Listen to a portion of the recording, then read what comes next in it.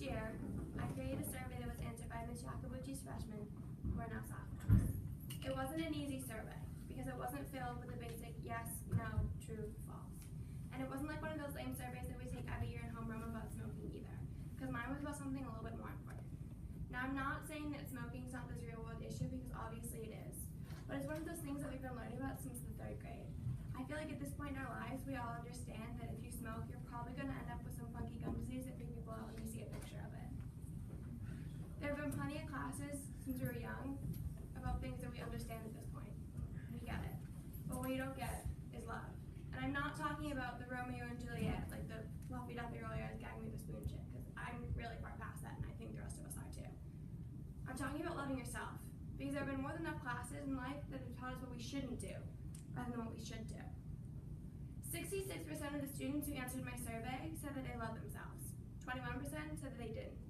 That sounds like pretty impressive numbers, but when you compare it to all the other questions and answers, it doesn't exactly add up. But whether they said yes or no, it was pretty simple to see that they were all in the same place. Right here. This is a picture of a box. I know that you guys know it's a picture of a box, that's kind of the point.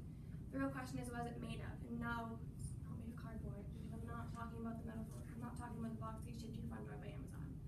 I'm talking about this metaphorical box that surrounds all of us, that a lot of people don't see, but I see it. And maybe that's because I'm different, and I'm okay with that. If you look at all the walls that surround you, you're going to see words.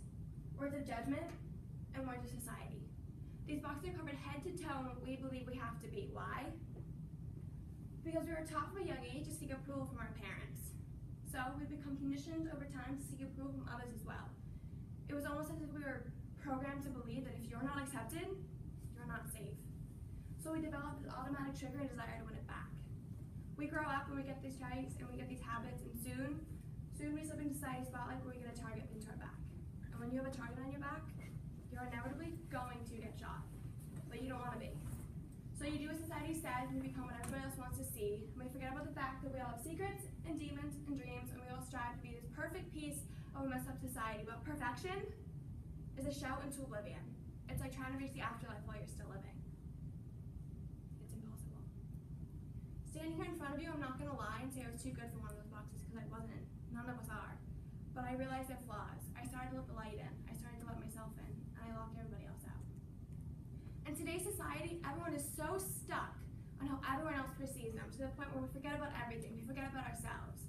Because we were taught as children that thinking of yourself first is wrong. But it's not. Because here's the cold hard truth.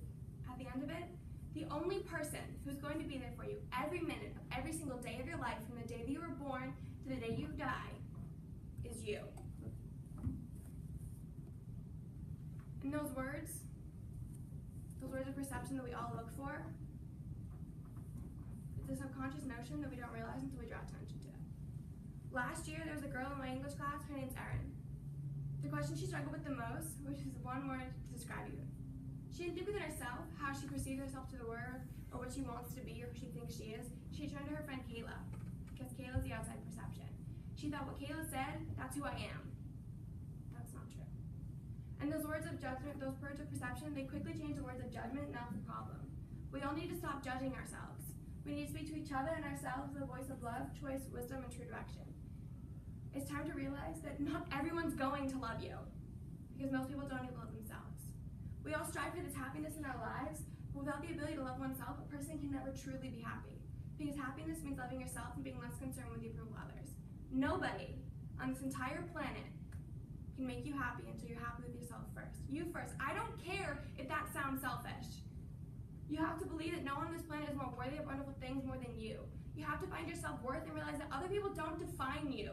You don't need anyone else's approval. You don't need anyone else's acceptance. You don't need anyone else to love you or even like you, because it's not their job, it's yours. It's yours. There was a girl who answered my survey last year who said, who would love someone like me? You. You should love someone like you. And I know that people are going to try to argue that it's easier to love others because you can overlook their flaws. But if that's true, why is it so much different to overlook your own flaws? It's not. You have to know your weaknesses to be strong. You have to be aware of your flaws to see yourself as beautiful, and you need to separate illusion from reality to be fearless. If you want to be wise, you need to learn from your mistakes, and you have to understand the feelings of hate and sadness in order to achieve the true emotions of love and happiness. And doing that will allow you to love yourself. And it'll be the hardest thing you've ever done, but it's worth it. It's time to cross out those words and crack down those walls, because this is your time to shine. So it's time to start worrying about loving yourself instead of loving the idea of other people loving you.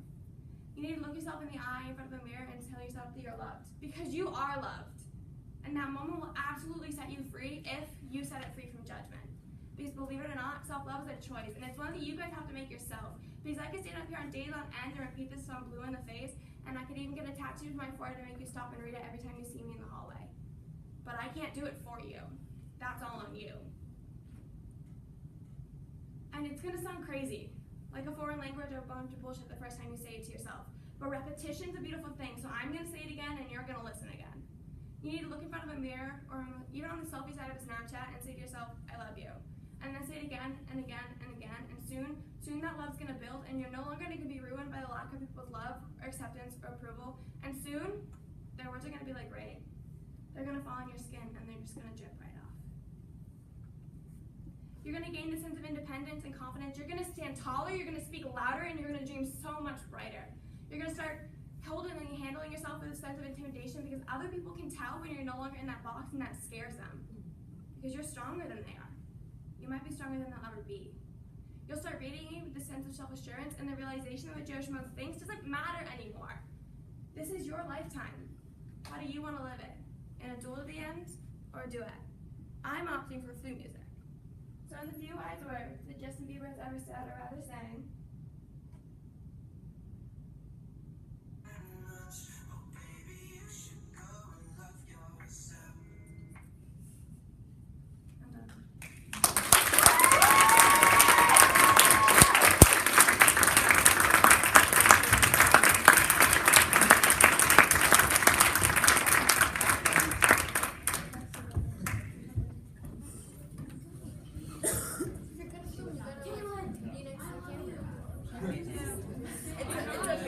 Just press the button. It's not gonna hurt.